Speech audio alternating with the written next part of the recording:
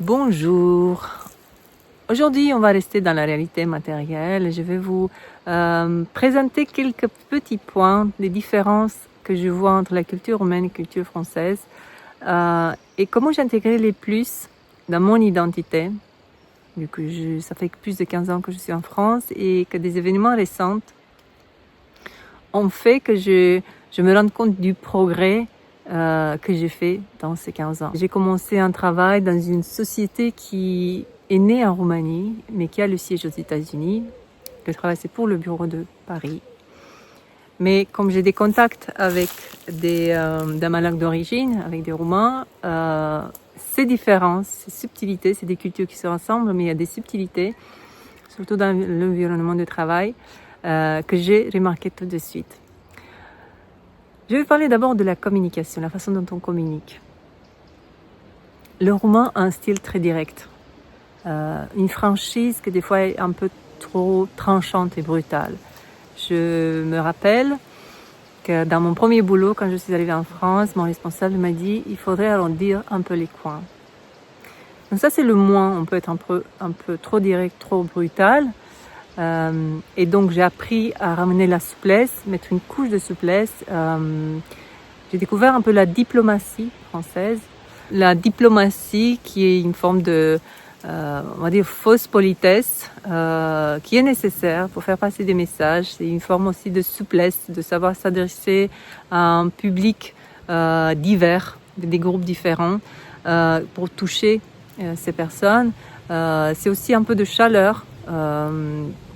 Et donc ça, c'est les plus. Les moins, c'est que des fois, on arrondit trop les coins et on ne sait plus ce que la personne veut dire. On reste dans un flou qui est bloquant des fois pour avancer. Donc moi, je parle uniquement de mon point de vue et de l'environnement de travail, des interactions que j'ai eues et donc des environnements où je travaillais. C'est uniquement mon point de vue.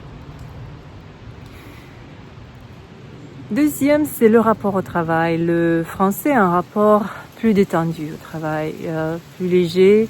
La vie au travail, elle est bien distincte de la vie personnelle. Et c'est quelque chose que j'apprécie beaucoup.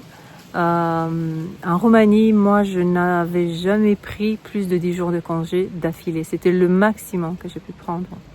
Et c'est le cas de tous mes amis qui travaillent maintenant en France ou qui sont toujours en Roumanie. Même si on a droit à plus de jours de congé par an. Donc la survie par le travail prend une dimension beaucoup plus importante chez le Roumain. Il y a un besoin de prouver, il y a la culture de l'effort. Je pense que c'est lié aussi au fait qu'il y a eu des expériences qui ont fait que la sécurité matérielle n'a pas été acquise. Donc c'est pour ça que le travail prend cette dimension si importante dans la vie des Roumains. Je parlerai aussi de l'identité. L'identité des Roumains est plus souple. Ce sont des personnes qui peuvent s'adapter très facilement.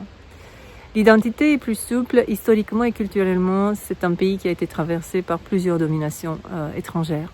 Donc c'est d'ici que j'explique ça. Mais si au point positif, on a cette capacité d'adaptabilité, cette ouverture et puis ce don pour apprendre des langues étrangères, le moins, c'est qu'il y a ce besoin de prouver, ce besoin d'appartenir. Donc il y a, encore une fois, ça va avec un effort. De l'autre côté, on a une identité des Français qui est une identité plus affirmée. Ça montre la confiance. Mais le point négatif, c'est qu'il y a une profonde résistance au changement qui vient avec cela. Donc ça va ensemble.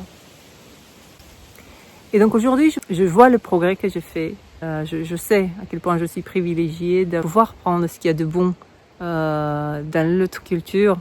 Et je pense que je vais être souvent amenée à traduire certaines situations. Il ne s'agit pas de la langue, surtout liée à la communication, le style direct. C'était les 3 points qui me sont venus en tête. Intégrer ces 2 côtés positifs dans mon identité. Voilà, comme je vous ai dit, c'était une vidéo plus légère aujourd'hui. À bientôt!